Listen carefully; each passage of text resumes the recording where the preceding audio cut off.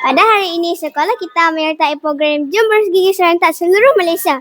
Jom kita tinjau.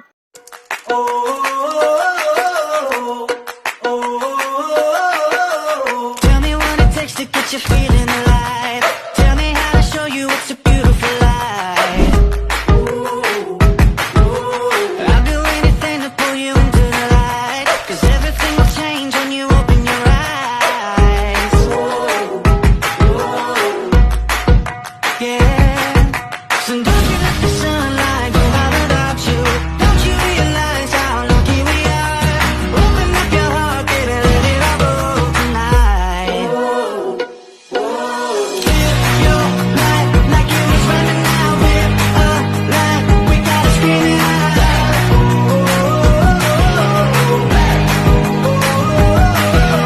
Breathe it in and feel the rush again. You're not lost, no matter where you've been.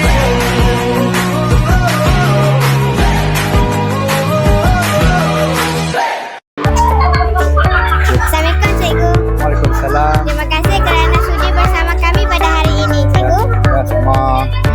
Cikgu, bolehkah Cikgu ceritakan perjalanan program Jom Bersih Gigi ini? Okey, program Jom Bersih Gigi pagi ini kita mulakan yang pertama sekali tadi dengan taklimat lah. Taklimat program itu mengenai cara-cara untuk membersih gigi lah. Bersih yang betul pada murid-murid SK Penaluman. Mengapakah program ini sangat penting diterapkan di dalam kalangan murid sekolah rendah? Okey, program ini dianggap penting kerana kita cuba mendisiplin atau memupuk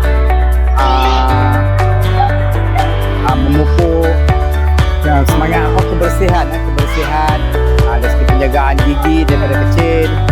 Semoga gigi itu lebih elok sampai ke akhirnya. Sebagai penutup, apakah pesanan Cikgu kepada murid sekolah ini supaya menjaga kesihatan gigi dan mulut? Pesanan saya agar murid-murid sekolah ini dapat mengamalkan Jom Bersih Gigi ini setiap hari lah selama 2 minit 2 kali sehari. Berterusan lah, jangan sampai setengah jalan saja. Jadi teruskanlah.